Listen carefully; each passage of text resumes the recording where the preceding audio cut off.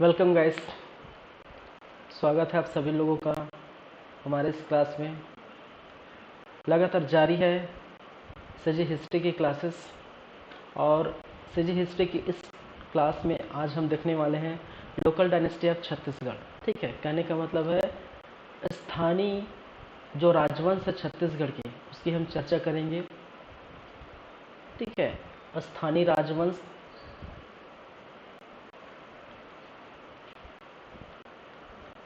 या जिसको बोला जाता है क्षेत्रीय राजवंश। ठीक है, क्षेत्रीय राजवंश, इसकी हम चर्चा करेंगे किसकी, छत्तीसगढ़ से रिलेटेड।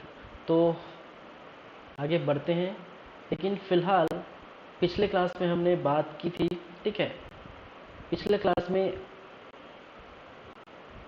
हमारा गुप्त काल चल रहा था, गुप्त काल। ठीक है, गुप्ता डायनेस्टी।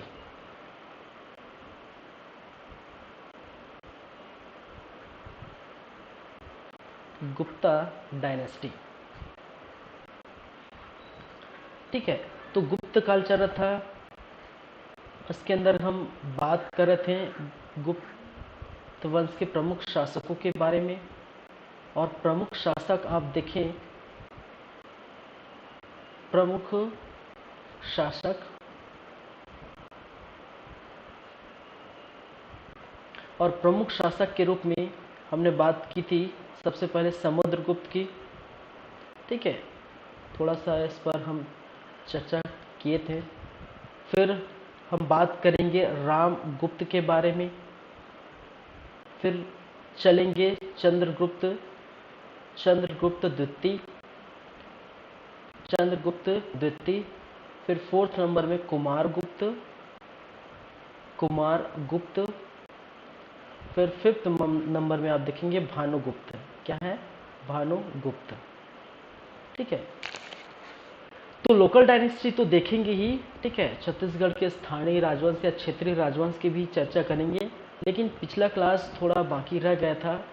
ठीक है, उसको पहले देख लेते हैं, 15 से 20 मिनट ये लगेगा। ठीक है, उसके बाद चलेंगे क्षेत्रीय राजवंश की बातें करेंगे। चलिए, यहाँ पर हम अगर बातें करें चंद्रगुप्त के बारे में, तो चंद्रगुप्त की चर्चा हम कर चुके थे। ठीक है, और चंद्रगुप्त के बारे में ये हमने कहा था कि प्रयाग प्रशस्ति। ठीक है, थोड़ा मैं बता देना चाहता हूँ, पिछले क्लास में प्रयाग प्रशस्ति। ठीक है, और प्रयाग प्रशस्ति में उन्होंने किन्होंने, हरिसेन, किसके द्वारा लिखी थी? हरिसेन। ठीक है, हरिसेन द्वारा लिखी गई प्रयाग प्रशस्ति में उन्होंने समुद्रगुप्त की जो है यात्राओं का छत्तीसगढ़ के साथ साथ अन्य स्थानों पर, ठीक है, आर्यवत, वामावर्त, ठीक है, तो दक्षिणावर्त के स्थान पर वो जब आते हैं और वो उनके यात्रा का वृत्तांत आपके हरिश्चंद्र के प्रयाग प्रशस्ति में मिलता है। और उन्होंने कहा था कि छत्तीसगढ़ से व्यागराज, ठीक है, और आपके वाकटक के सामंत महेंद्र को उन्होंने क्या किया था? महेंद्र सेन को हराया था। ठीक है, महेंद्र सेन के बारे में मैंने कहा था कि या फिर ये वाकटक के सामंत है या सरपुरी सामंत थे। ठीक है, तो व्यागराज और महेंद्र को हराया था, और हराने के बाद, ठीक है, हराने के बाद उनको उनके स्थान, कहने का मतलब उनको उनका राज्य सौंप दिया था। कहने का मतलब है कि चंद्रगुप्त मौर्य ने गुप्त वंश में जीते हुए राज्य को शामिल नहीं किया गया था। ठीक है, और इसके बदले में उन्होंने क्या मांगा था? मैंने बताया था, इसके बदले में समय समय पर आप सैनिक सहायता देंगे। ठीक है, और लगातार आप क्या करेंगे? टैक्स पे करेंगे। ठीक है, ये बात हमने कही थी कहाँ पर? समुद्रगुप्त के बारे में। ठीक है, और उसी को फिर से बालचंद्र साहब बोले थे कि समुद्रगुप्त की जो है उनकी यात्रा का वृत्तांत उन्होंने किया था। ठीक है, तो ये सब बातें हम पिछले क्लास में कर चुके थे। चलिए, नेक्स्ट मूव करेंगे रामगुप्त के बारे में। ठीक है, तो ये पिछला क्लास हम देख चुके थे, प्रीवियस क्लास। ठीक है, ये हो चुका था। चलिए, नेक्स्ट हम बात करेंगे किसकी? राम गुप्त के बारे में।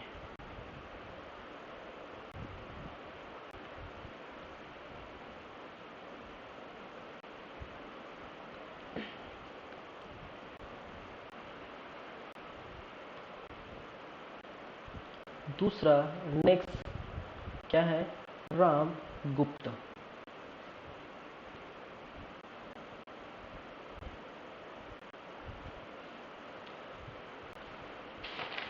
चलिए देखिए, रामगुप्त के बारे में ज़्यादा कुछ जानकारी नहीं है, ठीक है। छत्तीसगढ़ से रिलेटेड, ठीक है, इनकी जानकारी नहीं है। भारत से रिलेटेड भी ज़्यादा जानकारी नहीं है, थोड़ी कुछ जानकारी मिलती है, ठीक है।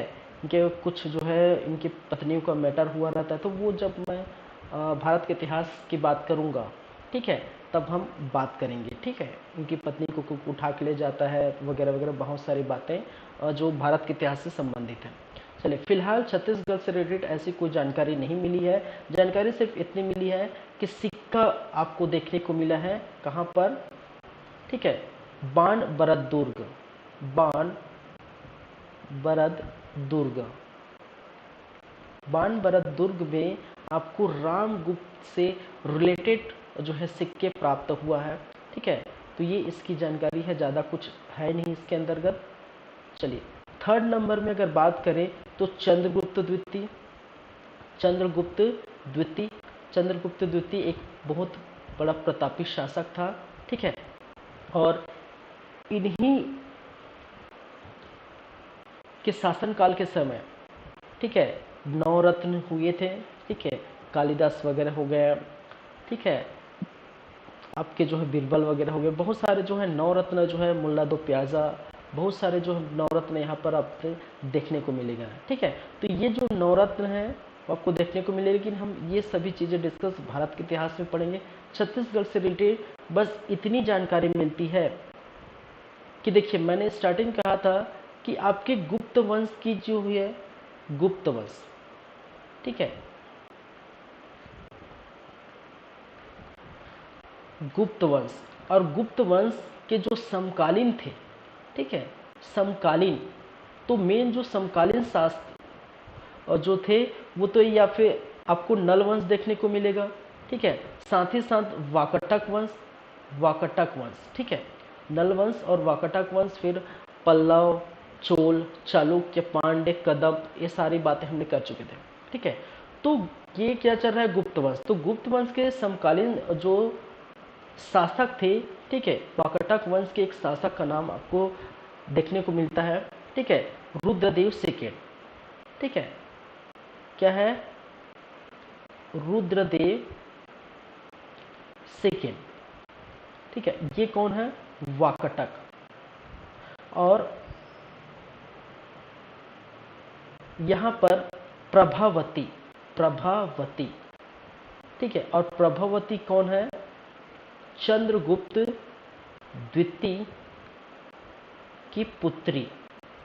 इसका मतलब ये कौन हो गए, गुप्त वंश, ठीक है। तो गुप्त वंश और वाकटक वंशों के बीच वैवाहिक संबंध जुड़ जाते हैं, ठीक है। कहने का मतलब इन दोनों के बीच क्या देखने को मिलता है, वैवाहिक संबंध, वैवाहिक संबंध, ठीक है। तभी तो मैंने पिछले क्लास में बताया था, वाकटक वंश जब पढ़ रहे थे, ठीक है, तो चंद्रगुप्त द्वितीय की पुत्री की शादी प्रभावती से हुई थी। जब रुद्रदेव का आकस्मिक निधन हो जाता है, तो रुद्रदेव और प्रभावती के पुत्र प्रवरसेन की देखरेख या देखभाल करने के लिए कालिदास को भेजा जाता था, ठीक है। और कालिदास ने रामगढ़ की पहाड़ी में मेघदूतम नामक रचना की थी, जिसकी छत्तीसगढ़ी भाषा में अनुवाद मुकुटधर पांडे ने किया था। ये सारी बातें हम पिछले क्लास में देख चुके हैं, ठीक है। चलिए, तो चंद्रगुप्त द्वितीय से रिलेटेड बातें बस इतनी हैं कि अपनी पुत्री का विवाह वाकटक वंश की शासक रुद्रदेव सेकंड से किया था। बस इतनी सी जानकारी आपको रखनी है। चलिए, नेक्स्ट हम बात करेंगे 2, 3, 4 नंबर, ठीक है, कुमार गुप्त। क्या है, कुमार गुप्त। चलिए, कुमार गुप्त से रिलेटेड कुछ कुछ साक्ष्य आपको देखने को मिलेगा। ठीक है, एक साक्ष्य आरंग से देखने को मिलेगा, आरंग रायपुर से। ठीक है, रत्न जड़ित तांबे के मयूर सिक्के। ठीक है, क्या है? रत्न जड़ित, ये कई बार क्वेश्चन पूछा गया है। तांबे के मयूर सिक्के, मयूर सिक्के। ठीक है, चलिए, कहा जाता है कि देखिए रत्न जड़ित तांबे के मयूर सिक्के हैं। ये जो मयूर सिक्के हैं,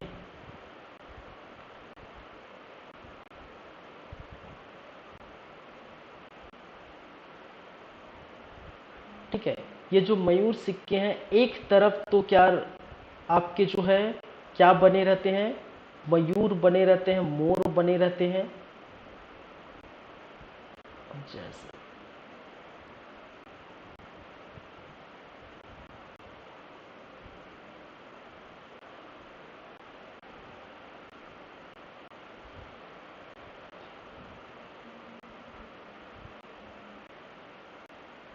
ठीक है, इस सिक्के में एक तरफ आपको क्या देखने को मिलेगा? मयूर देखने को मिलेगा। चित्र में क्या देखने को मिलेगा? मयूर देखने को मिलेगा। ठीक है, मयूर, मयूर का क्या है? चित्र, चित्र सिक्के पर, सिक्के पर आपको देखने को मिलेगा मयूर चित्र। ठीक है, चित्र सिक्के पर आपको देखने के एक तरफ। ठीक है, और दूसरे भाग में, ठीक है, जिसमें से आपकी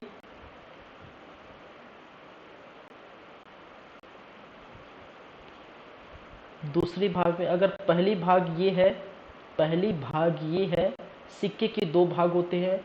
ठीक है, तो पहली भाग अगर ये है, इसमें लिखा है आपका, सॉरी,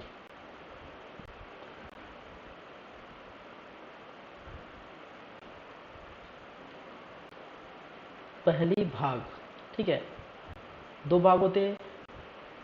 उसके दूसरे तरफ, ठीक है, पीछे साइड, ठीक है, बैक साइड, पीछे साइड एक वर्ड लिखा हुआ है।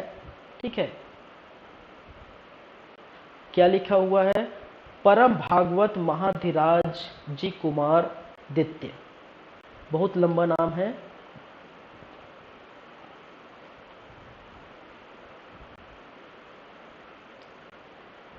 परम भागवत महाराजा धीराज, महाराजा धीराज, धीराज जी कुमार दित्य, कुमार दित्य, महेंद्रादित्य, दित्यस्य, महेंद्रादित्यस्य। ठीक है, इतना बड़ा नाम जो है एक तरफ, इस सिक्के के दूसरे तरफ जो है अंकित है। ठीक है, तो दूसरी जो भाग है सिक्के की, जो दूसरी भाग है, सॉरी, दूसरी भाग, तो दूसरी भाग में आपको क्या मिलेगा? लिखा हुआ एक लेख, एक कथन लिखा हुआ, परम भागवत महाराजा धीराज जी कुमार आदित्य महेंद्रादित्य। ठीक है, ये नाम अंकित है। और इसके फ्रंट में बोल सकते हैं कि मयूर या मोर का चित्र आपको क्या है? सिक्के पर लिखा मिलेगा। ठीक है,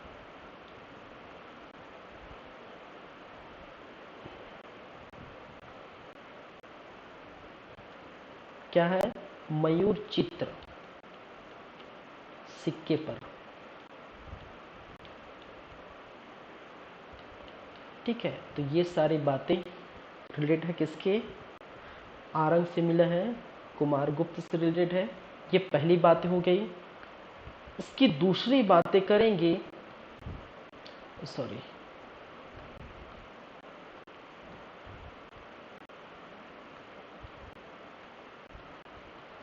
चलिए, एक और स्थान जिसको बोला जाता है खैरताल, ठीक है। और खैरताल जो रायपुर में स्थित है, कहाँ पर? रायपुर में स्थित है। कहा जाता है कि 54 सिक्के यहाँ पर देखने को मिलेंगे हैं, ठीक है। क्या मिला है? 54 सिक्के देखने को मिले हैं, ठीक है। और इस सिक्के में भी एक अंकित है, नाम अंकित है, ठीक है।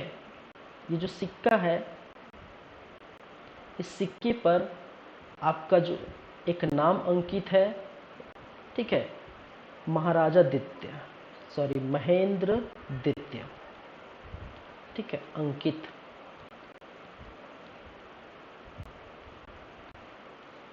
ठीक है, तो 54 ऐसे सिक्के मिले हैं खैरताल रायपुर से, और जिसमें सिक्के पर महेंद्र द्वितीय अंकित है। ये किसके हैं? ये है कुमार गुप्त के। फिर एक आता है पिटई बल्द, जो है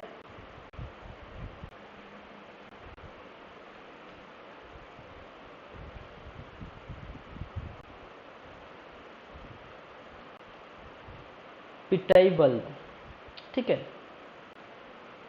पिटई बल्द से, और पिटई बल्द से 40 सिक्के देखने को मिले हैं, 40 सिक्के प्राप्त, ठीक है। और इस सिक्के में ऐसे 40 सिक्के मिले हैं, और ऐसे सिक्के में फिर से आपको नाम कुछ देखने को मिलेगा, ठीक है। महेंद्र द्वितीय, कई सिक्के में महेंद्र द्वितीय, और एवं कई सिक्के में विक्रमादित्य, विक्रमादित्य, ठीक है, अंकित।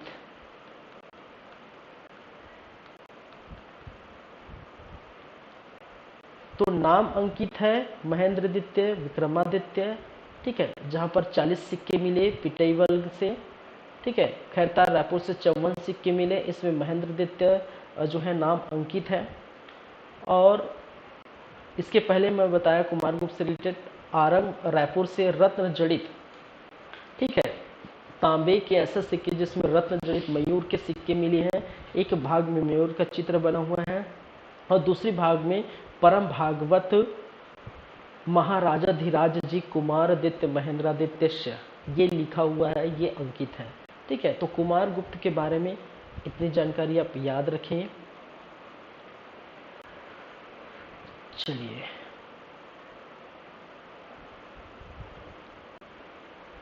नेक्स्ट 4th नंबर में आप क्या आएगा? भानुगुप्त। क्या है? भानुगुप्त। तो कुमार गुप्त की बातें उतनी ही याद रखिए। नेक्स्ट क्या है? भानुगुप्त। भानुगुप्त का एक जो है क्या है? एरण अभिलेख। क्या देखने को मिलता है हमें? एरण अभिलेख। और इस एरण अभिलेख में छत्तीसगढ़ के सरभपुरी वंशी, ठीक है, किस वंश की बात कर रहे हैं? सरभपुरी वंश के राजाओं का विवरण है। के राजाओं का क्या है? उल्लेख हमें देखने को मिलता है।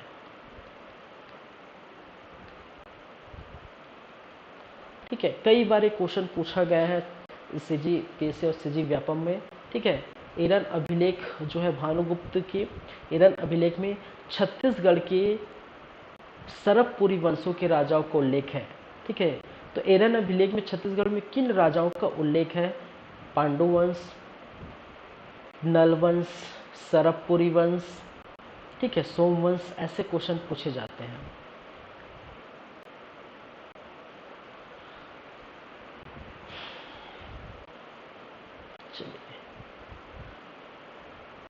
कुछ गुप्तकालीन जो है आप देखने को मिलेंगे साक्ष्य।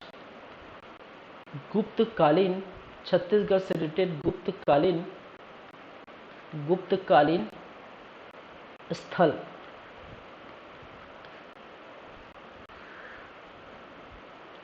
ठीक है, सीधा लिख देता हूं, छत्तीसगढ़ में गुप्तकालीन स्थल।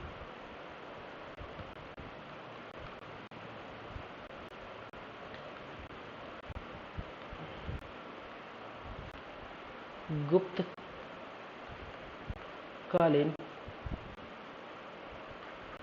स्थल।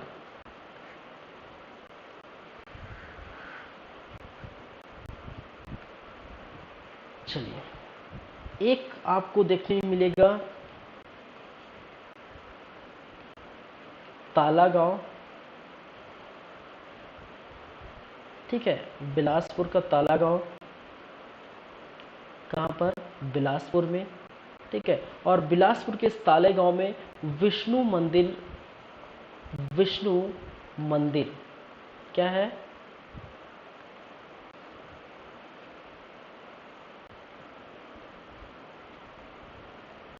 विष्णु मंदिर देखने को मिलेगा। चलिए, फिर एक स्थान बरम किला, बरम किला, और बरम किला कहाँ पर है, रायगढ़ पर। और इस बरम किला रायगढ़ पर केवटिन मंदिर, केवटिन मंदिर, ठीक है, एक विष्णु मंदिर जहाँ पर ताला गांव में, ठीक है, दोनों दोनों जो है गुप्तकालीन स्थल है, ठीक है, जो छत्तीसगढ़ के बिलासपुर और रायगढ़ से प्राप्त हुआ है, ठीक है। तो ये भी आप याद रखिए, यहाँ से भी कई बार क्वेश्चन पूछे जाते हैं, ठीक है। तो इस प्रकार से आपका जो है, जो बाकी था गुप्तकालीन, ठीक है, वो गुप्तकाल खत्म होता है। और इसके बाद हम चर्चा करेंगे, इसके बाद हम बातें करेंगे क्षेत्रीय राजवंश की, छत्तीसगढ़ के क्षेत्रीय राजवंश।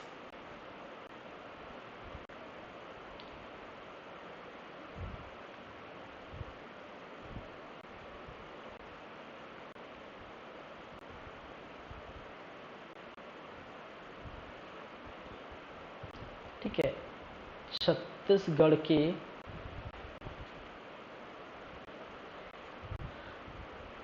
स्थानीय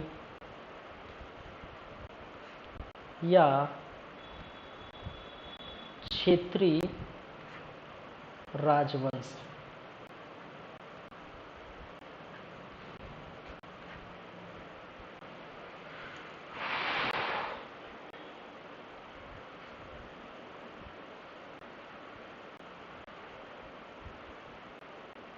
ठीक है, तो स्थानीय राजवंश या क्षेत्रीय राजवंश हम देखेंगे, ठीक है। इसके पहले जो जितने भी राजवंश देखें, ये कहीं न कहीं से आए थे, ठीक है, कहीं न कहीं से छत्तीसगढ़ पर जो पसारे थे।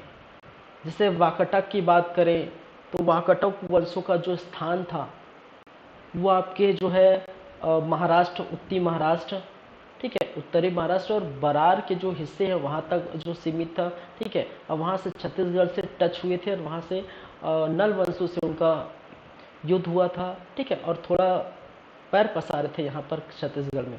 उसी प्रकार गुप्तों के बारे में बात करी जाए, ठीक है, जैसे हम गुप्त शासन देखें तो गुप्त हो गया, मौर्य हो गया, ठीक है, ये सभी चाहे सातवाहन हो गए, कुषाण हो गए, मेघ, तो वो सारे जो उत्तर भारत के क्या है, राजवंश है, ठीक है, जो छत्तीसगढ़ में कहीं ना कहीं इसके साक्ष्य देखने को मिले थे।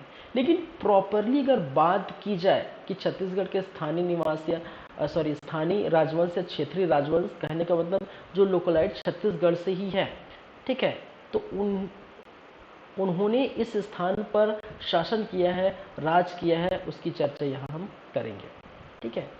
तो पहले हम देख लेते हैं कौन कौन से जो है क्षेत्रीय राजवंश आपको देखने को मिलेगा। चलिए,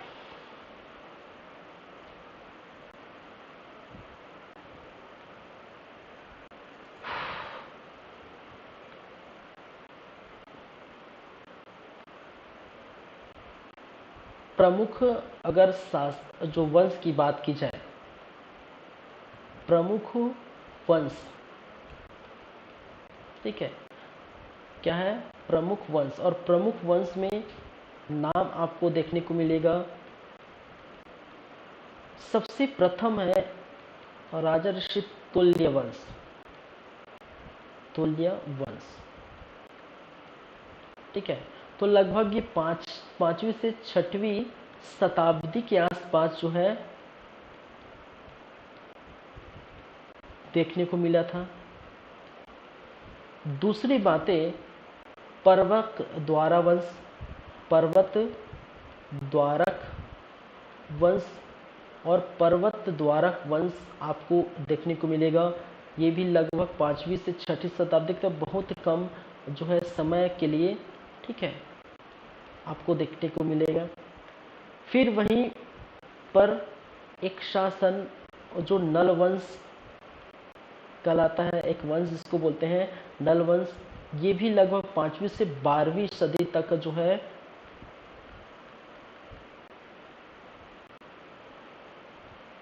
ठीक है शासन देखने को मिला।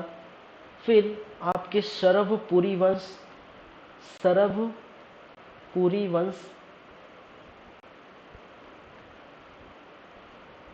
ठीक है, ये 5वीं से 6वीं शताब्दी, ठीक है, 5वीं के शताब्दी की जो है एंडिंग में और 6वीं शताब्दी की स्टार्टिंग में, तो इनका जो है प्रादुर्भाव देखने को मिला था कहाँ पर, छत्तीसगढ़ पर।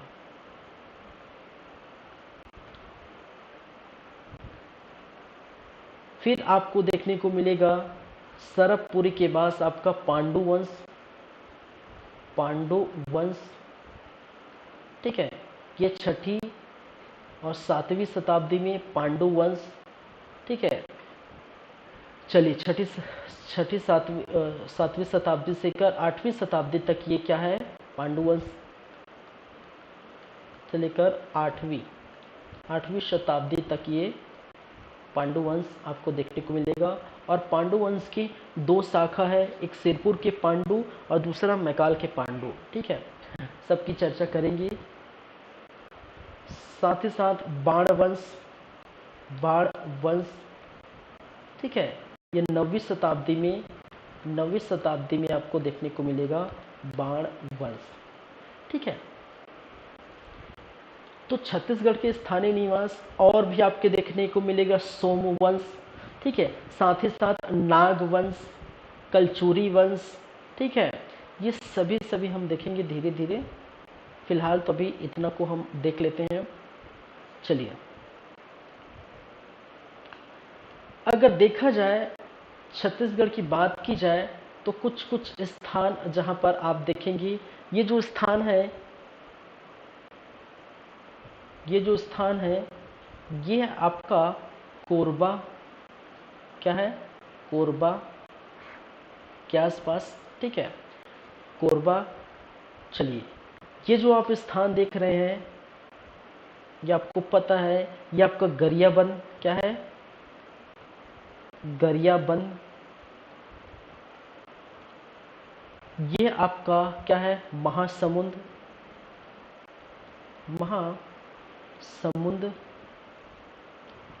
वहीं पर जांजगीर चांपा, क्या है, जांजगीर चांपा, ठीक है। देखिए, जो छत्तीसगढ़ के 5 नए जिले बने हैं, अब छत्तीसगढ़ के कुल जिलों की संख्या जो हो गई है, जिलों की संख्या अभी फिलहाल 33 है, ठीक है। छत्तीसगढ़ में कुल जिलों की संख्या क्या है, फिलहाल 33 है। नए जिले के बारे में, ठीक है, नए जिले की कहानी, नए जिले की बातें, एक एक जिलों का पूरा जो है डिस्क्रिप्शन, एक एक चीज़ हम लाएंगे, ठीक है, 1-2 वीडियो में किसी दिन, ठीक है। तो वो थोड़ा समय है, ठीक है, 8-10 दिन थोड़ा इसको थोड़ा चलने दीजिए, उसके बाद छत्तीसगढ़ के जिलों के बारे में थोड़ा डिस्कस करेंगे, ठीक है। तो अभी फिलहाल जिले 33 है, ठीक है। तो अभी ये समझिए, ठीक है, जांजगीर चांपा वगैरह, शक्ति वगैरह साथ में आपको देखने को मिले, तो ये अभी रोक दीजिए, बस इतना समझिए, अभी फिलहाल जांजगीर चांपा है, ठीक है। फिर महासमुंद, गरियाबंद, इस तरफ आएंगे तो बीजापुर का स्थान आपको देखने को मिलेगा, क्या है, बीजापुर, ठीक है।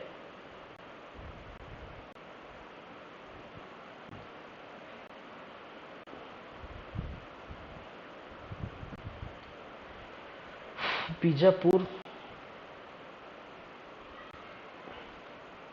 और ये तो आप जानते ही हैं, ये है आपके रायपुर। ठीक है, क्या है?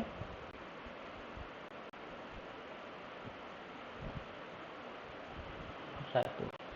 ठीक है, चलिए, जो कोरबा के स्थान है, कोरबा स्थान है, इस कोरबा स्थान के कहाँ पर? पाली में। ठीक है, कोरबा स्थान के पाली में आपको देखने को मिलेगा क्या? बाण वंश। क्या है? बाण वंश। ठीक है, तो ये एक आपको देखने को मिलेगा क्या? ठीक है, बाण वंश। चलिए, जांजगीर चांपा, ठीक है, जो सारंगगढ़ है, ठीक है, कहाँ पर? जो सारंगगढ़, सारंगगढ़, ठीक है, और सारंगगढ़ में आपको देखने को मिलेगा शरभपुरी वंश। ठीक है, जहाँ पर संबलपुर, ठीक है, सरभपुर, सरभपुर, यहाँ पर आपको क्या देखने को मिलेगा? शरभपुरी वंश, सरभ। चलिए, मैं इसको थोड़ा कलर चेंज कर देता हूँ ताकि डाउटफुल ना रहे।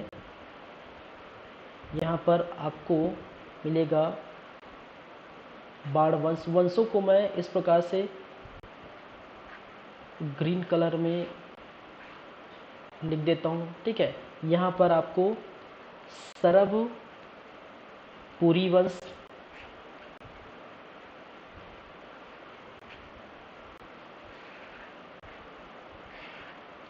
ठीक है, वही समय। चलिए,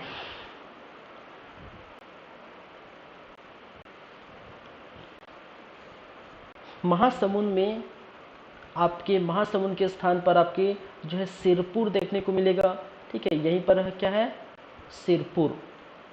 ठीक है, और सिरपुर के स्थान पर ही आपको देखने को मिलेगा पांडु वंश। क्या है? पांडु वंश।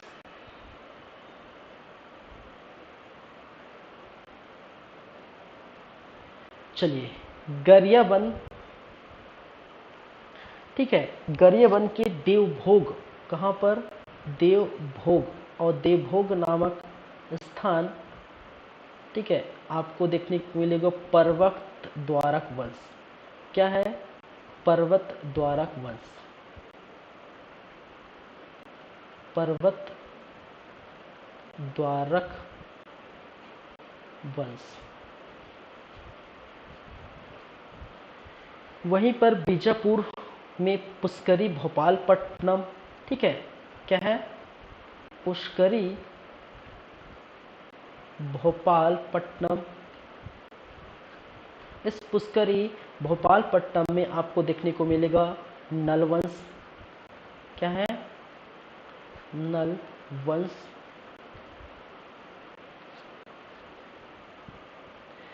रायपुर, और रायपुर के आपके आरंग क्षेत्र पर, ठीक है, कहाँ पर? आरंग क्षेत्र पर आपको देखने को मिलेगा राजा ऋषि तुल्य वंश। राजा ऋषि तुल्य वंश।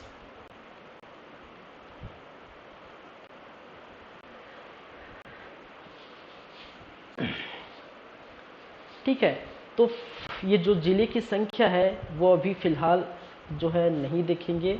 ठीक है, 33 फिलहाल 2022 में जिलों की संख्या है, लेकिन फिलहाल उसको अभी नहीं देखेंगे। क्षेत्रीय राजवंश की बातें कर रहे हैं। ठीक है, तो क्षेत्रीय राजवंश में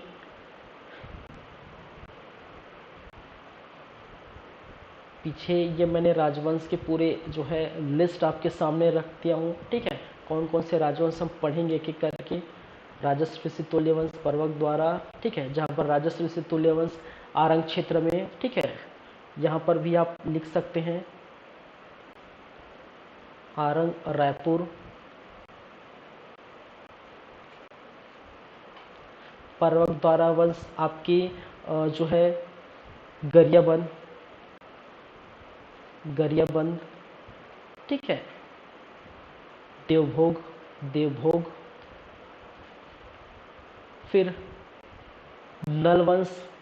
ठीक है, देखिए नल वंश के स्थान आपके जो है कोरापुटा में है।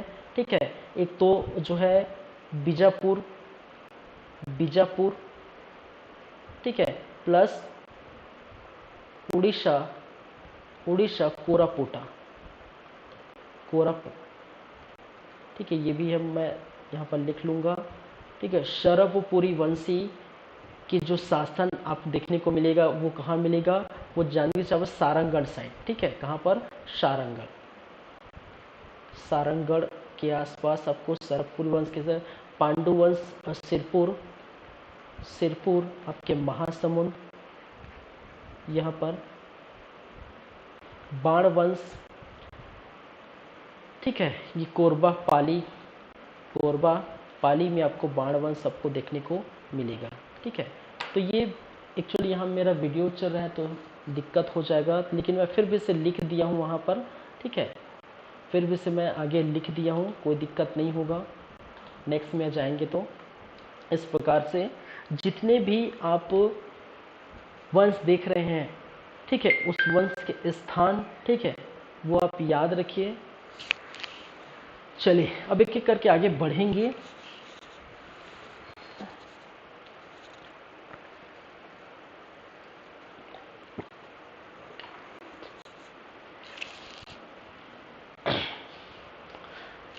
सॉरी,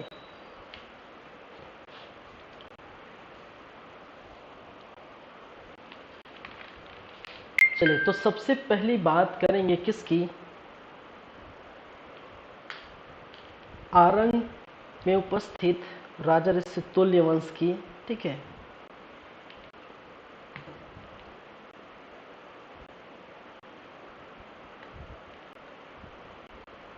जो फर्स्ट है हमारा वो रहेगा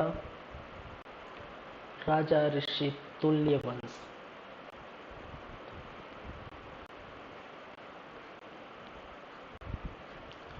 ठीक है,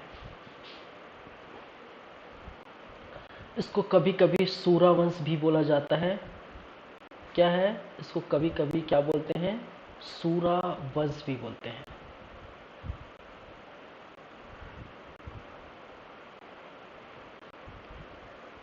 चलिए तो इसके बारे में कुछ कुछ बातें हम करेंगे।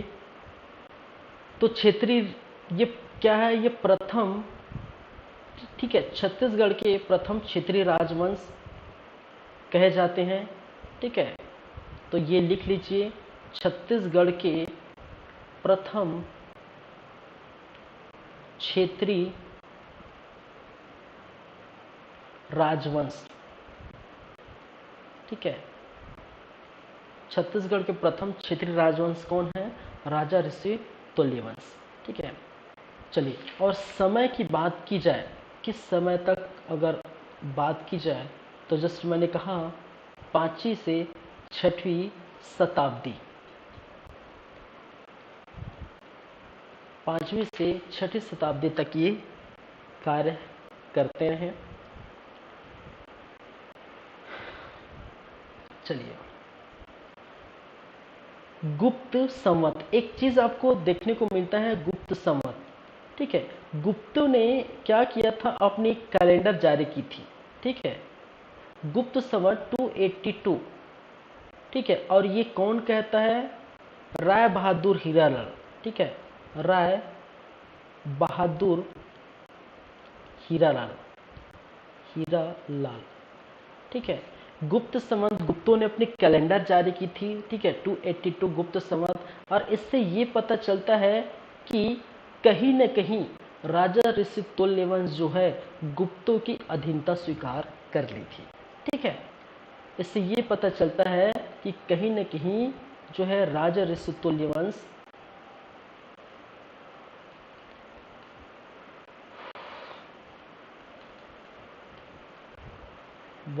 क्या कर ली थी, गुप्तों की, किसकी, गुप्तों की अधीनता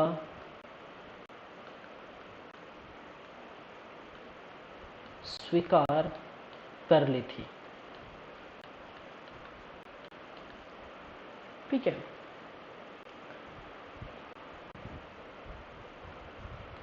ये सब बातें लिखिए। एक चीज यहाँ पर मैं लिख दूं, राजधानी कौन है, राजधानी कौन थे। ठीक है, तो राजधानी आपकी जो है आरंग। ठीक है, कहाँ पर, आरंग, आरंग रायपुर। ठीक है, आरंग रायपुर क्या है, इसकी राजधानी है। सॉरी,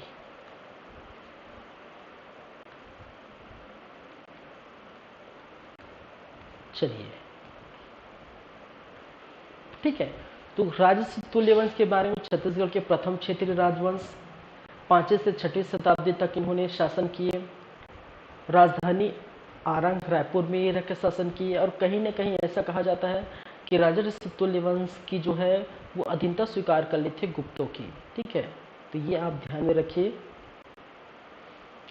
ठीक है, साथ ही साथ इस कुल के वंश जो है एक उपाधि धारण करते थे, उपाधि, और उस उपाधि को क्या कहा जाता है, राज्य योगी।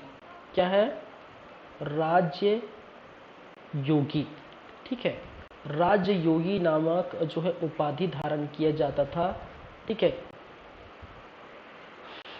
किसके द्वारा, इस वंश के प्रमुख शासकों के द्वारा। ठीक है, तो राजयोगी नाम याद रखिए, आरंग याद रखिए, समय याद रखिए, प्रथम क्षेत्रीय राजवंश याद रखिए। ठीक है, और गुप्त संवंश से पता चलता है कि इन्होंने गुप्तों की अधीनता स्वीकार कर ली थी, ये याद रखिए। ठीक है, तो एक ही पेज में मैं कंप्लीट करने की कोशिश कर रहा हूँ।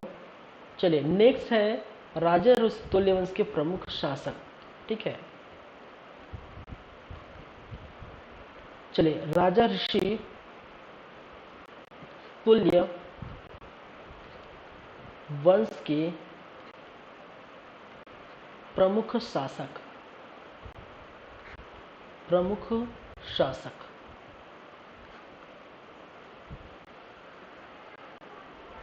कौन कौन से प्रमुख शासक हैं, एक आपको देखने को मिलेगा सूरा। ठीक है, क्या है, सूरा, या जिसको बोला जाता है सुर। कहा जाता है कि यही इस वंश के क्या है, संस्थापक रहे हैं। ठीक है, क्या है, यही वंश के संस्थापक माने गए हैं। इसीलिए इस वंश का नाम भी हमने क्या लिखे हैं, सूरा वंश। ठीक है, इसको राजा तुल्य वंश को सूरा वंश भी कहा जाता है, क्योंकि इस वंश के एक प्रमुख शासक सूरा ने इस वंश की स्थापना की थी। पहली बातें। दूसरी बातें, सूरा के बाद दाइन, दायित प्रथम, फिर उसके बाद आपके विभीषण, विभीषण, विभीषण। ठीक है, फिर भीमसेन प्रथम, भीमसेन क्या है, प्रथम, फिर दायित द्वितीय, दायित क्या है, द्वितीय, फिर लास्ट में भीमसेन द्वितीय। क्या है, भीमसेन द्वितीय। तो 6 शासक। ठीक है, कितने हैं, शासकों की संख्या 6 शासक। किस 6 शासकों ने क्या किया था, राज किया था। ठीक है, तो संस्थापक माने जाते हैं सूरा। ठीक है, देखिए, राजा तुल्य वंश के बारे में बात की जाए तो जितने भी 6 शासक हैं, ठीक है, उस 6 शासक की जो है प्रॉपरली जानकारी नहीं मिलती, लेकिन कहीं न कहीं जो है भीमसेन द्वितीय। ठीक है, और ये भीमसेन द्वितीय की अगर बात की जाए तो भीमसेन द्वितीय का एक जो है ताम्रपत्र है, और ये ताम्रपत्र कहाँ से मिला था, ये आरंग ताम्रपत्र, ताम्रपत्र। ठीक है, क्या है, भीमसेन द्वितीय का क्या है, आरंग ताम्रपत्र। और इस भीमसेन द्वितीय का आरंग ताम्रपत्र से ये मालूम होता है, ये ज्ञात होता है। ठीक है, भीमसेन द्वितीय की आरंग ताम्रपत्र से ये मालूम होता है कि जितने भी राजा तुल्य वंश के प्रमुख शासक हैं सभी शासकों की जानकारी मिलती है। ठीक है, इस वंश के सभी शासकों के बारे में जानकारी, सभी शासकों के बारे में क्या मिलती है आपको? जानकारी मिलती है। कहाँ पर? इस आरंग ताम्रपत्र में देखने को मिला है। ठीक है,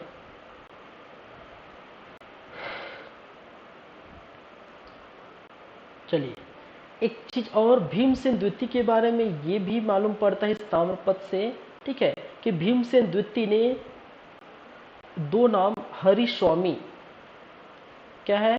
हरिस्वामी प्लस वर स्वामी। ठीक है, हरिस्वामी प्लस वर स्वामी। ठीक है, इन दोनों को एक गांव जो है, ठीक है, इन दोनों को एक गांव, और उस गांव का नाम है भट्टपालिका। ठीक है, भट्टपालिका जो है गांव, क्या किया था? दान में दिया था, दान दिया था।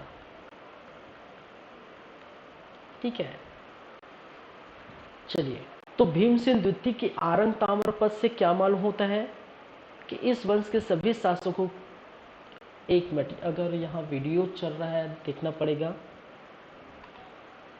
हाँ चलिए ठीक है। ठीक है, हरिस्वामी और वरस्वामी नामक दो ऐसे व्यक्ति को उन्होंने गांव दान में दिए थे। ठीक है, गांव का नाम है भट्टपालिका, और भट्टपालिका नामक जो है गांव को क्या किया था? दान में दिया था। किसके द्वारा भाई? भीमसेन द्वितीय के द्वारा। ठीक है, तो ये याद रखिए। चलिए तो एक आरंग ताम्रपत्र। अगर नेक्स्ट चले तो इसके बाद एक और आपको देखने को मिलेगा, मैं नेक्स्ट पेज में लिख देता हूं, आरंग ताम्रपत्र। ठीक है, किसका है? भीमसेन द्वितीय का। ठीक है, और इसमें क्या क्या आपको देखने को मिलता है? इसमें देखने को मिलता है राजा ऋषि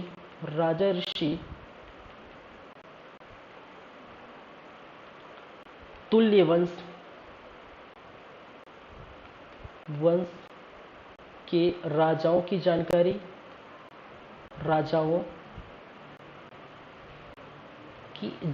आपको मिलती है। ठीक है, साथ ही इस ताम्रपत्र में ये ज्ञात होता है कि भीमसेन द्वितीय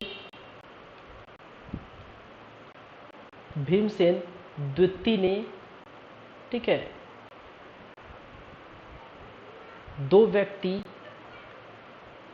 दो लोगों को क्या किया गया था? गांव दान दिया था। ठीक है, और वो दो लोग कौन थे? एक तो हरिस्वामी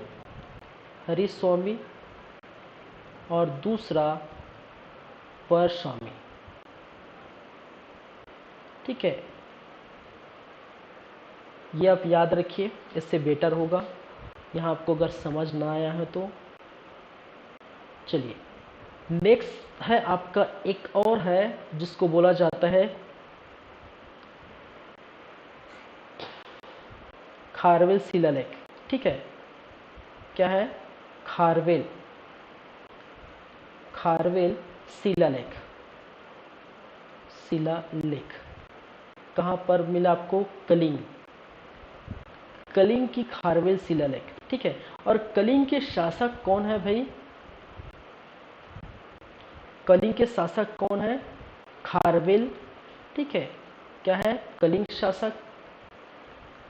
शासक कहा जाता है कि खारवेल कलिंग शासक जो है, ठीक है, ये भी कहीं न कहीं राजस ऋषि तुल्य वंश से रिलेटेड रखते हैं। ठीक है, क्योंकि इस शिलालेख में क्या लिखा है? इस शिलालेख में एक नाम लिखा है। ठीक है, और उसमें लिखा है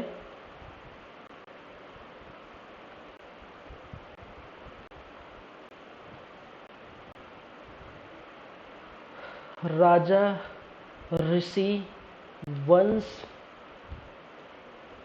तुल्य कुल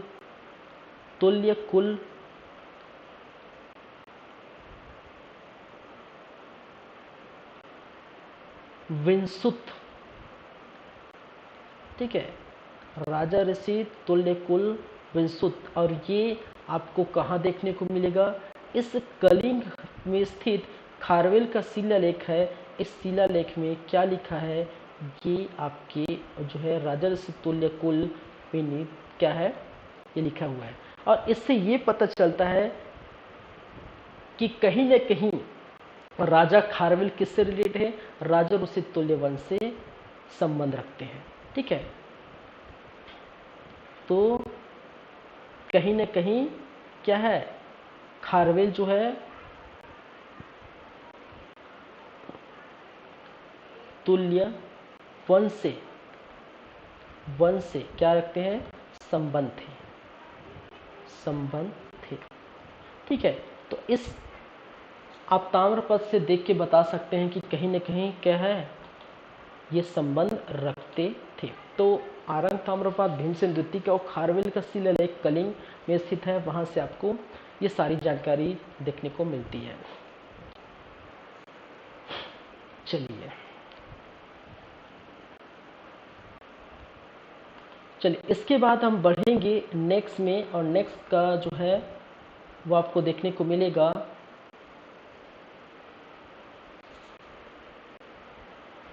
परवक द्वारक वंश। ठीक है,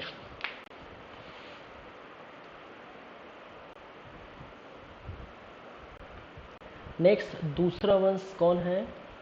ये है पर्वत। ठीक है, पर्वत द्वारक वंश।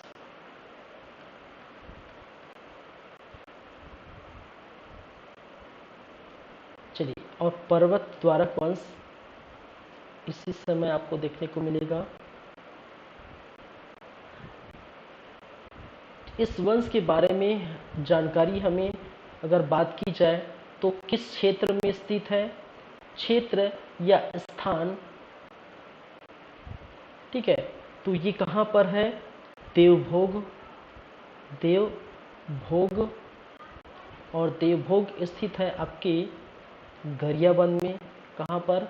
गरियाबंद, जैसे मैंने यहाँ पर मैप में मैंने बताया था। ठीक है, कहाँ पर? देवभोग गरियाबंद। ठीक है, इस देवभोग में आपका गरियाबंद के स्थान पर पर्वक द्वारक वंश आपको देखने को मिलेगा। ठीक है, चलिए, और इसको जानने का साक्ष्य, ठीक है, या इसके जानने के स्रोत कि आखिरकार पर्वक द्वारक वंश क्या गरियाबंद में निवास करते थे। ठीक है, तो इसके जानने का स्रोत जो है वो आपको क्या है? गिक है 13 सिंह ताम्रपत्र। 13 सिंह ताम्रपत्र। और 13 सिंह ताम्रपत्र जो है वो किसके है?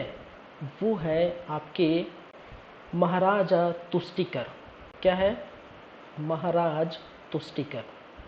कौन है ये देखेंगे? महाराज तुष्टिकर। और महाराज तुष्टिकर की 13 सिंह ताम्रपत्र से क्या मालूम होता है कि कहीं न कहीं ये देवभोग पर ये क्या कर रहे थे? शासन कर रहे थे। ठीक है, और देवभोग के किस यहाँ पर कहा जाता है? तेल नदी। कहाँ पर? तेल नदी घाटी। ठीक है, चलिए, समय वही 5वीं से जो है क्या बोला, 6ठी शताब्दी, 5वीं शताब्दी। ठीक है, समय या काल देखा जाए तो कहाँ पर? 5वीं शताब्दी। ठीक है, इस स्थान पर इन्होंने देखने को मिला है। ठीक है, तो ये पर्वक द्वारक वंश, इसके प्रमुख शासक हम देखेंगे। पर्वक द्वारक वंश के प्रमुख शासक अगर देखा जाए तो पर्वत द्वारक वंश के प्रमुख शासक, प्रमुख शासक। तो पर्वत द्वारा वंश के प्रमुख शासक ज़्यादा कुछ है ही नहीं यहाँ पर। आपको 2-3 नाम याद रखेंगे। एक है सोमन राज, सोमन राज,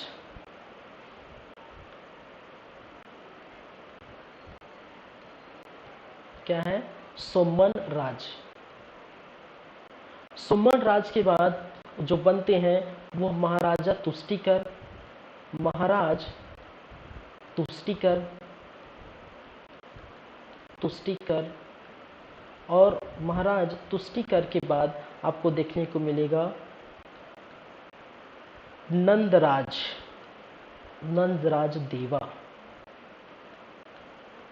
ठीक है, 3 नाम। ठीक है, तो सोमन राज के बाद आप क्या है? महाराजा तुष्टिकर, और महाराजा तुष्टिकर के बाद आपका सोमन राज, सॉरी सोमन राज के बाद तुष्टिकर और उसके बाद नंदराज। ठीक है, तो ये आपको देखने को मिलेगा।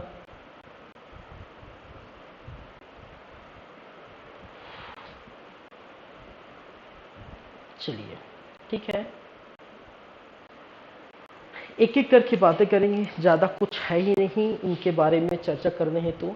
ठीक है, देखिए महाराजा तुष्टिकर, सॉरी सोमन राज के बारे में कहा जाता है कि इसकी माता बीमार थी। ठीक है, कहा जाता है इसकी माता, और इसकी माता का नाम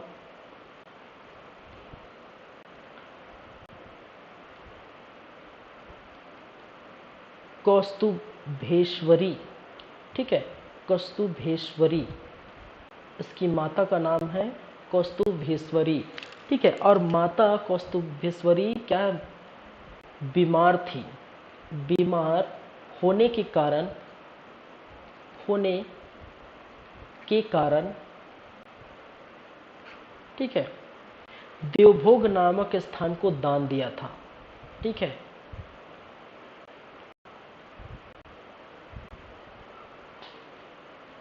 देवभोग नामक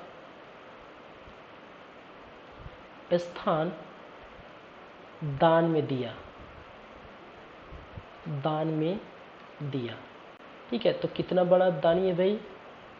ठीक है, एक जगह ही दान में दे दिया। लोग जहाँ जमीन का टुकड़ा नहीं देते, यहाँ पर पूरा जगह ही दान में दे दिया। ठीक है, तो नाम याद रखिए, इसकी माता का नाम कौस्तुभेश्वरी, और कहा जाता है कि इसकी माता बीमार पड़ी थी। ठीक है, तो बीमार पड़ी थी तो बीमार ठीक हो जाएगा अगर मैं दान दक्षिणा करूँगा, अच्छे कर्म करूँगा।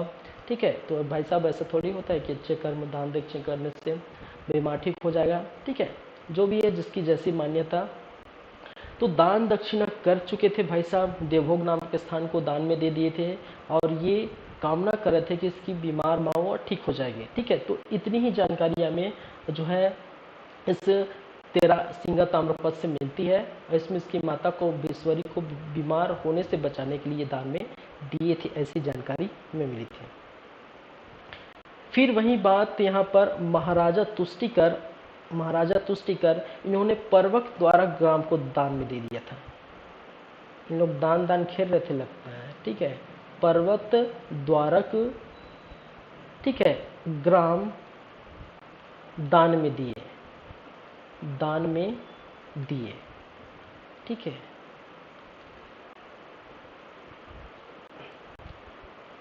तो पर्वत द्वारक नामक जो ग्राम है उनको भी उन्होंने क्या किया? दान में दे दिया। एक भाई साहब ने इन्होंने देवभोग नामक स्थान को दान में दे दिया। ठीक है, और एक भाई साहब ने पर्वत द्वारक। चलिए, तीसरा जो है एक और यहाँ पर लिख लीजिए, इसके पहले यहाँ पर लिख लीजिए, ये जो उपासना करते थे, उपासना या पूजा अर्चना जो भी लिख सकते हो, पूजा अर्चना। ठीक है, जितनी भी मान्यता है, जितनी भी आप लिखना चाहे लिख लेते हैं। ठीक है, उपासना पूजा अर्चना किसकी करते थे? स्तंभेश्वरी देवी। किसकी? स्तंभेश्वरी देवी। स्तंभेश्वरी देवी।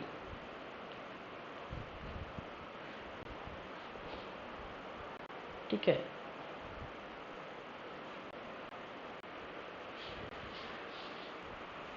चलिए, कहा जाता है कि स्तंभेश्वरी देवी जो पर्वत द्वारक में निवास करते थे, पर्वत द्वारक के निवासी थे।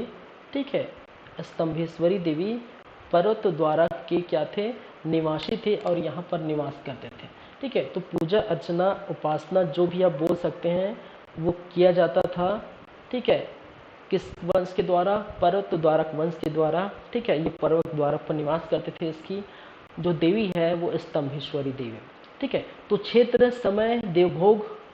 ठीक है, तिल नदी घाटी के आसपास गरियाबंद में आपको देखने को मिलता है। स्रोत है तेरासिंघट ताम्रपत्र,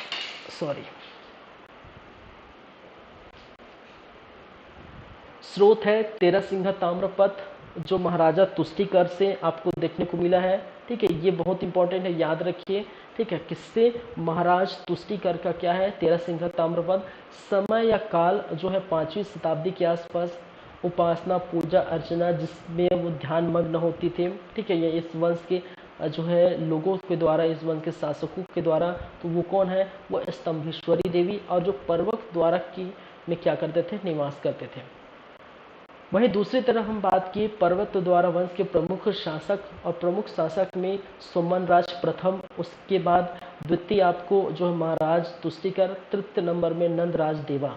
ठीक है, तो 3 ऐसे शासक की जानकारी हमें मिलती है, और जिसमें सोमन राज की जानकारी ये मिलती है कि इसकी माता कौस्तुभेश्वरी बीमार थी। तो बीमार थी तो इसको वो चाहते थे कि ठीक हो जाए, तो मैं दान दक्षिणा करूँ तो ठीक हो जाएगा, तो इसीलिए देवभोग नामक स्थान को उन्होंने दान दिया था। फिर महाराजा तुष्टिकर पर्वत द्वारा नामक ग्राम को उन्होंने भी दान में दे दिया। तो इस प्रकार से पर्वत द्वारा वंश देख सकते हैं।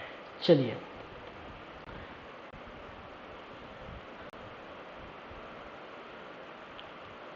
ठीक है, तो इतनी सारी बातें। नेक्स्ट इसके बाद चलेंगे आपके नल वंश की बातें करेंगे। ठीक है,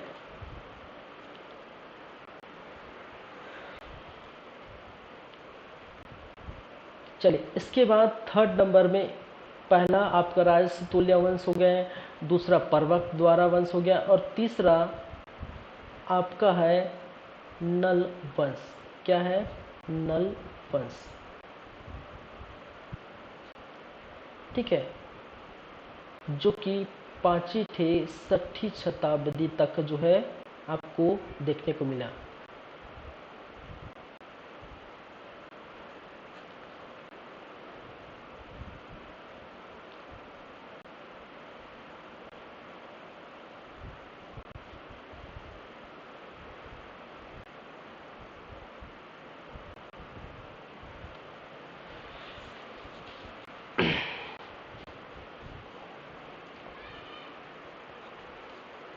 चलिए, नल वंश के शासकों के बारे में हम पढ़ेंगे धीरे धीरे। ठीक है, ये बहुत बड़ा जो है टॉपिक रहने वाला है, बहुत यहाँ पर देखने को मिलेगा। ठीक है, तो एक हम बात करेंगे किसकी?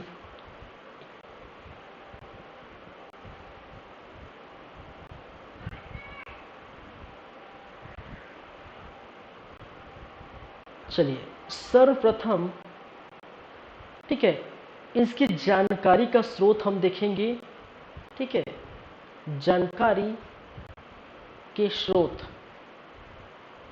आखिरकार नल वंश शासक जो 5वीं 6वीं शताब्दी में शासन कर रहे थे, कहाँ पर कर रहे थे भाई?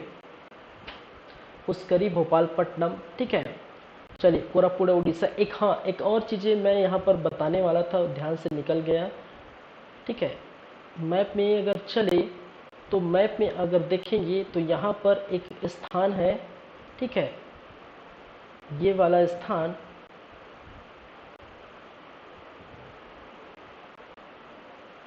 इसको इस प्रकार से कर लेता हूँ। ठीक है, ये जो स्थान है, ये स्थान है आपका कोरापुट। ठीक है, कोरापुट। और कोरापुट कहाँ पर? उड़ीसा है, उड़ीसा। और इस कोरापुट उड़ीसा पर भी जो है वो कौन थे? नल वंश। कौन थे? नल वंश। नल वंश कहाँ कहाँ पर थे? सॉरी, यहाँ तो मेरा वीडियो चल रहा होगा। ठीक है, थोड़ा दूसरी जगह लिखना पड़ेगा। चलिए,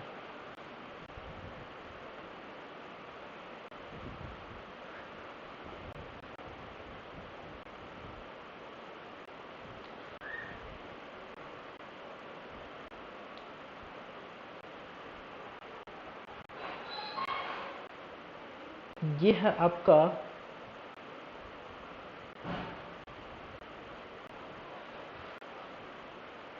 कोरापुटा, कोरापुट उड़ीसा। शायद इतने में आपको देखने को मिलेगा।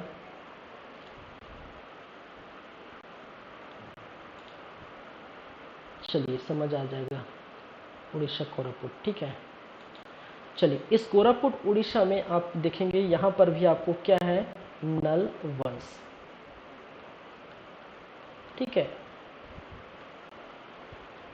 तो नल वंश इस तरफ, फिर पुष्करी भोपालपट्टनम में बीजापुर के स्थान में इस तरफ ये देखने को मिलेगा। ठीक है, चलिए नेक्स्ट।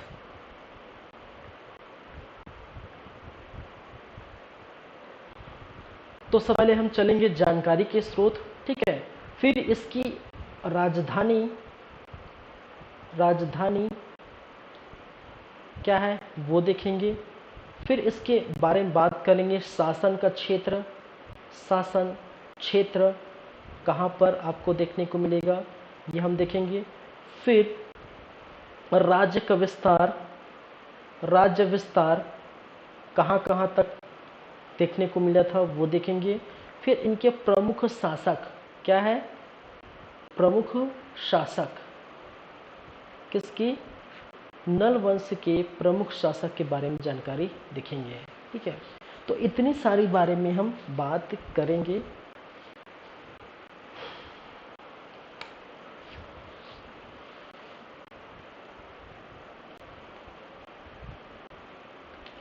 चलिए, तो पहली बातें जानकारी के स्रोत, जानकारी के स्रोत कि आखिरकार ये जो नल वंश है, ठीक है, वो उस नल वंश के बारे में हमें कैसे पता चलता है। ठीक है, तो जानकारी के स्रोत बहुत सारे हैं। एक जो है आपके सोने के सिक्के, ठीक है, सोने के सिक्के, इसके बारे में भी बात करेंगे जब आएगा स्रोत के बारे में। फिर प्रयाग प्रशस्ति हरिसेन की, क्या है? प्रयाग प्रशस्ति,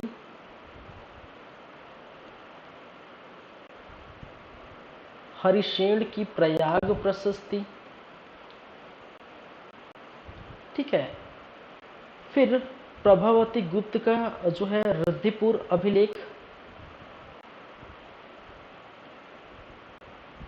ऋद्धिपुर अभिलेख। प्रभावती दुर्ग का प्रभावती, ठीक है,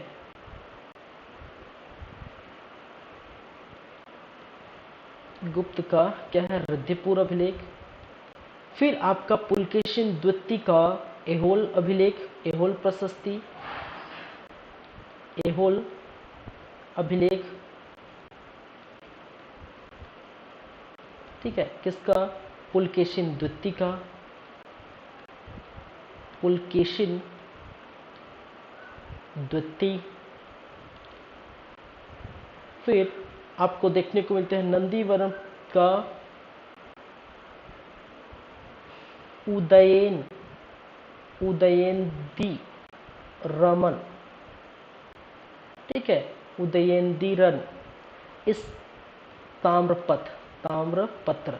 ठीक है, इस ताम्रपत्र जो है यह है नंदी वर्मन सेकेंड, ठीक है, जो कौन थे, पल्लव निवासी, ठीक है, पल्लव के नंदी वर्मन सेकेंड।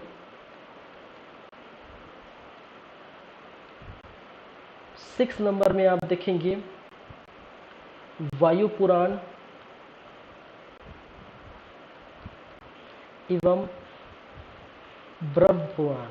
क्या है, ब्राह्मण पुराण, ठीक है। तो इन सभी से हमें क्या मिलती है, जानकारी के स्रोत मिलते हैं, नल वंश शासकों की जानकारी के स्रोत। तो कई बार ऐसे क्वेश्चन पूछा जाता है, नल वंश शासकों की बारे में जानकारी निम्नलिखित में इसमें सही है, ठीक है। तो इस प्रकार से आप उत्तर दे सकते हैं। तो सोने के सिक्के, प्रयाग प्रशस्ति, हरिशंकर की प्रयाग प्रशस्ति में जानकारी मिलती है। फिर रिद्धिपुर अभिलेख में प्रभावती दुर्ग की रिद्धिपुर अभिलेख में ये जानकारी मिलती है। एहोल अभिलेख पुलकेशिन द्वितीय की एहोल अभिलेख से भी जानकारी मिलती है। नंदी वर्मन सेकंड की उदयंतीरम ताम्रपत्र है, इसमें भी जानकारी मिलती है। राय जो है वायु पुराण और ब्रह्म पुराण, इसमें भी आपको जानकारी मिलती है, ठीक है। चलिए, ये हो गया। नेक्स्ट जो है वो है आपके जो राजधानी, ठीक है। तो राजधानी भाई साहब ये कहा जाता है, दो यहाँ पर देखने को मिला है, ठीक है। एक आपके जो है छत्तीसगढ़ में देखने को मिला है और दूसरा जो है उड़ीसा में देखने को मिला है, ठीक है, उड़ीसा या उड़ीसा, ठीक है। और छत्तीसगढ़ की आज बात की जाए तो पुष्करी, भोपालपट्टनम,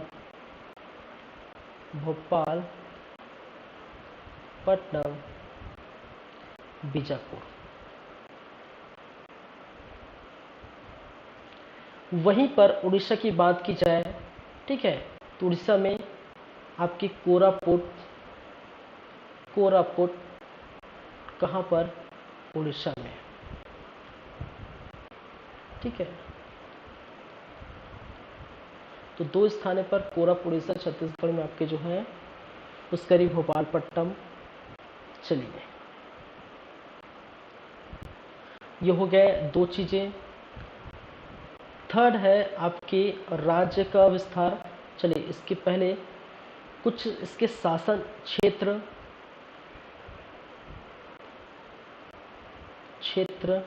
ठीक है, इसके बारे में मैंने बताया। पुष्करी, भोपालपट्टनम के बारे में बताया, मैप में मैंने बताया भी था। उड़ीसा, कोरापुट के बारे में भी मैंने बताया, ठीक है। शासन क्षेत्र, तो शासन क्षेत्र ये कहाँ पर थे, ये दंडकारण्य, ठीक है, कहाँ पर, दंडकारण्य, ठीक है, महाकांतर। अब ये दंडकारण्य, महाकांतर, तो जाहिर सी बात है जो बस्तर के क्षेत्र होते हैं, ठीक है, जो बस्तर के जो क्षेत्र होते हैं यहाँ से, तो प्राचीन छत्तीसगढ़ में, ठीक है, प्राचीन छत्तीसगढ़ में बस्तर और बस्तर के क्षेत्र को दंडकारण्य के नाम से जाना जाता था, ठीक है, ये बात हम पढ़े थे। साथ ही साथ आपके छत्तीसगढ़ के मेन पोर्शन को, ठीक है, उत्तरी क्षेत्र को हम दक्षिण कोसल के नाम से जाना जाता था, ठीक है। तो दक्षिण कोसल, उत्तरी कोसल, साथ ही साथ बस्तर के क्षेत्र को दंडकारण्य कहा जाता है। तो जाहिर सी बात है यहाँ से यहाँ तक के स्थान किसके स्थान है, बस्तर के क्षेत्र के स्थान है, ठीक है, बस्तर के संभाग के अंतर्गत आपको देखने को मिलता है। इसी कारण से इसको क्या कहा गया है, दंडकारण्य के क्षेत्र। तो इस क्षेत्र में इन्होंने क्या की थी, अपने जो है राज्य का विस्तार किए थे। फिर वही नहीं बताया, नलवंश यहाँ कोरापुट उड़ीसा में आपको भी देखने को मिला था। चलिए, नेक्स्ट है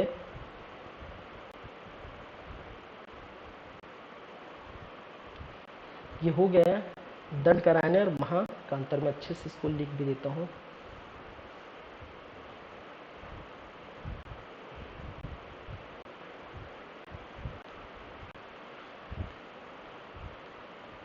शासन क्षेत्र,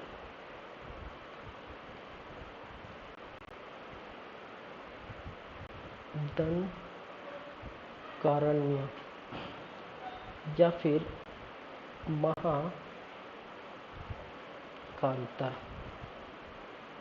चलिए नेक्स्ट बातें करेंगे किसकी, राज्य का विस्तार। क्या है, राज्य विस्तार।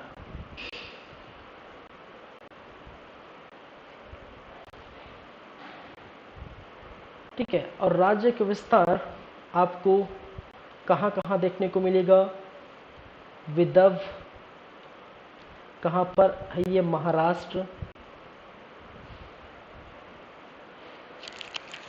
ठीक है, दक्षिण कोसल, क्या है, दक्षिण कोसल छत्तीसगढ़।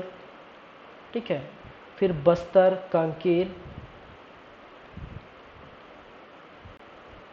बस्तर में आपका कांकेर, बीजापुर,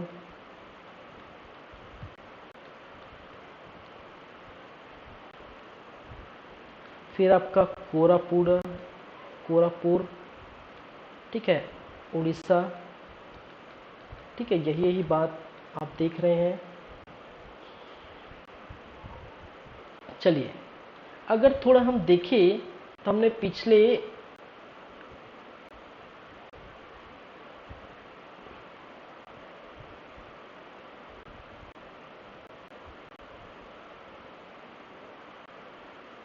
चलिए ये भारत का मैप है, जैसे भी समझने के लिए आप याद रखिए, ध्यान रखिए।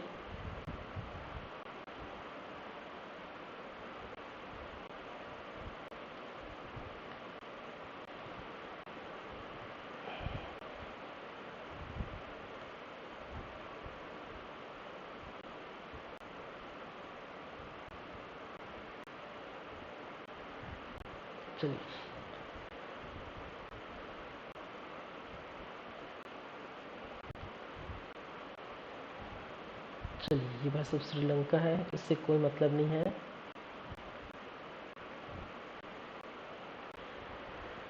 चलिए यहाँ पर आपको देखने को मिलेगा सीजी छत्तीसगढ़।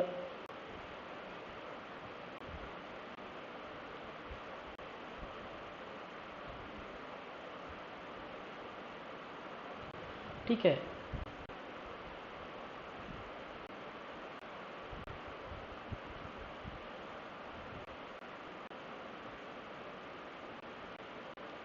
ये आपका सीजी छत्तीसगढ़। तो बातें करें, यह महाराष्ट्र का क्षेत्र आपको देखने को मिलेगा।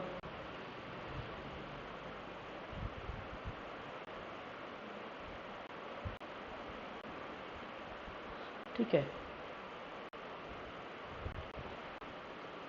यह महाराष्ट्र में आपको यहाँ पर। ठीक है, दक्षिण कोसल, कहाँ पर, ये जो स्थान है इस स्थान पर आपको दक्षिण कोसल,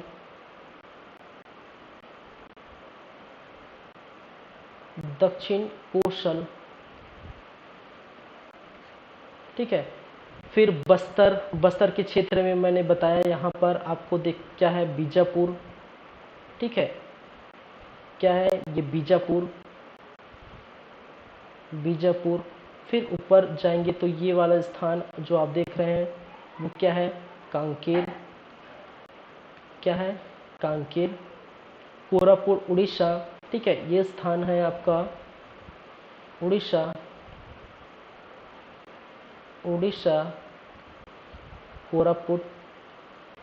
कोरापुट। ठीक है, तो ये ऐसी जो है आप मैप से भी समझ सकते हैं कहाँ कहाँ पर स्थान आपको देखने को मिलेगा। ठीक है, तो विदर्भ महाराष्ट्र। ठीक है, महाराष्ट्र यहाँ पर आपको देखने को मिलेगा, ये महाराष्ट्र है। ठीक है, विदर्भ। फिर कांकेर है। ठीक है, फिर आपका बीजापुर है यहाँ पर, उड़ीसा है, कोरापुट, दक्षिण कोसल है। ठीक है, यहाँ पर आपको देखने को मिलेगा। ठीक है, तो भारत में, ठीक है, राज्य विस्तार आपको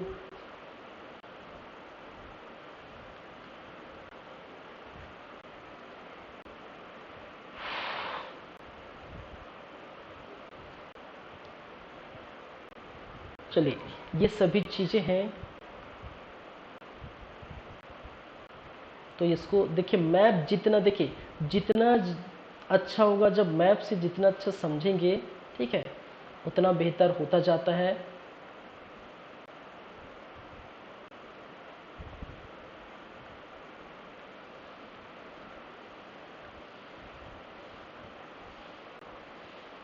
तो ये चीज़ें हैं, आप देख सकते हैं।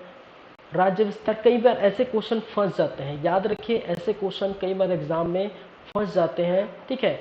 आपसे कई बार पूछा जाता है कि निम्नलिखित में से जो है नल वंश शासकों के राज्य विस्तार के संक्षेप में क्या सही है, ठीक है। आपके स्टेटमेंट दिया जाएगा, नल वंशी शासक विभद्र महाराष्ट्र में शासन करते हैं, पहला।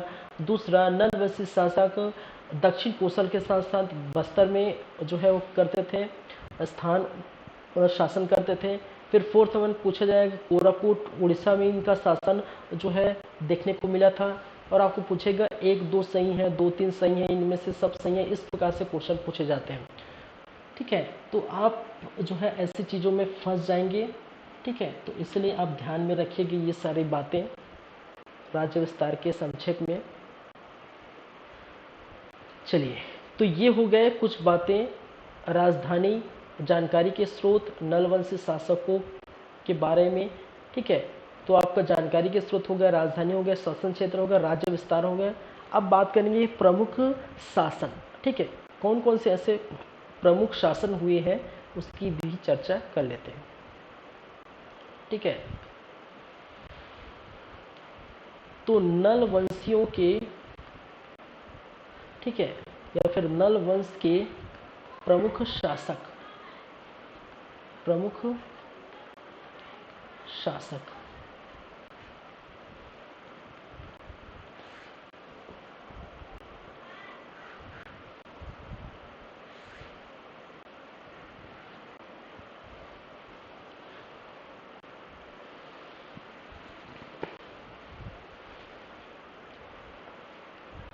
चलिए भाई, प्रमुख शासक के रूप में एक तो आपको देखने को मिलेगा शिशुक, शिशुक, ठीक है। और कहीं ना कहीं शिशुक एक संस्थापक के रूप में देखने को मिलता है। दूसरा नाम आपको देखने को मिलता है व्यागराज, व्यागराज। थर्ड आपको देखने को मिलेगा वराहराज, वराहराज। फोर्थ आपको देखने को मिलेगा भवदत्त वर्मन, भवदत्त वर्मन। और कहीं न कहीं वराहराज को वास्तविक संस्थापक बोला जाता है, वास्तविक संस्थापक।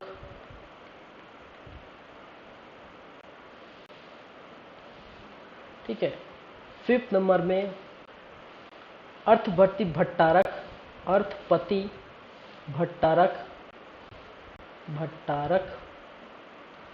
फिर उसके बाद उसका जो है अर्थपति भट्टारक, उसके भाई स्कंद वर्मन, स्कंद वर्मन। भवदत्त वर्मन के 2 पुत्र थे, ठीक है, अर्थपति भट्टारक और स्कंद वर्मन, ये याद रखेंगे, बाद में बताओ, ठीक है। फिर स्तंभ राज, स्तंभ राज। चलिए, फिर आपको देखने को मिलेगा नंदराज, नंदराज। फिर पृथ्वीराज, पृथ्वीराज। 10वां विरूपाक्ष, विरूपाक्ष। 11वां विलासतुंग, विलासतुंग, ठीक है। पृथ्वी व्याघ्र, पृथ्वी व्याघ्र। फिर आपका भीमसेन, भीमसेन। फिर आपका नरेंद्र धवल, नरेंद्र धवल। ठीक है। और नरेंद्र धवल के बारे में कहा जाता है कि क्या थे, अंतिम शासक थे। क्या थे, अंतिम शासक। कहाँ के, नलवंशी अंतिम शासक कौन थे, नरेंद्र धवल। ठीक है, तो ये वास्तविक शासक कहाँ पर आपको देखने को मिलेगा, संस्थापक, एक संस्थापक।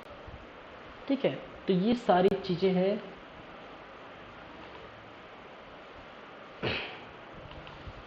ठीक है, तो नंद वंश के प्रमुख शासक के बारे में जानकारी, चलिए एक एक करके देखेंगे। ठीक है, सभी के बारे में।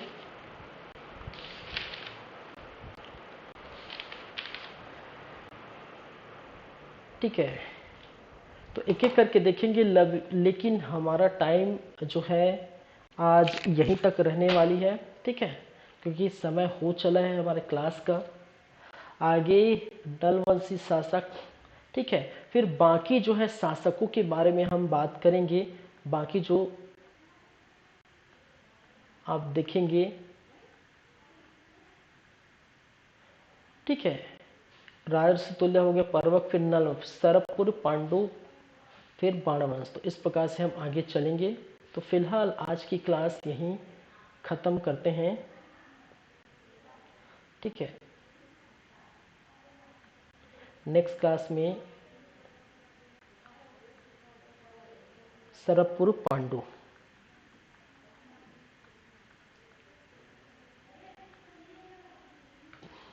तो हमारा होगा नेक्स्ट क्लास, वो रहेगा आपके नलवंश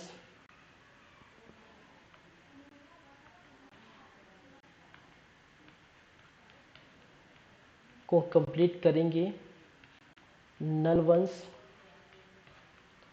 सरपपुरी वंश, सरवपुरी वंश, ठीक है, और हो जाए तो पांडु वंश।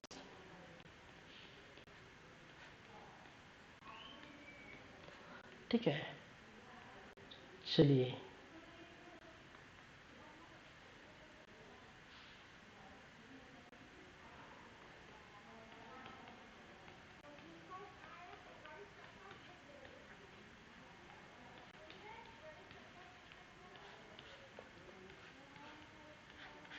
चलिए मिलते हैं छत्तीसगढ़ की नेक्स्ट क्लास में। Thank you class.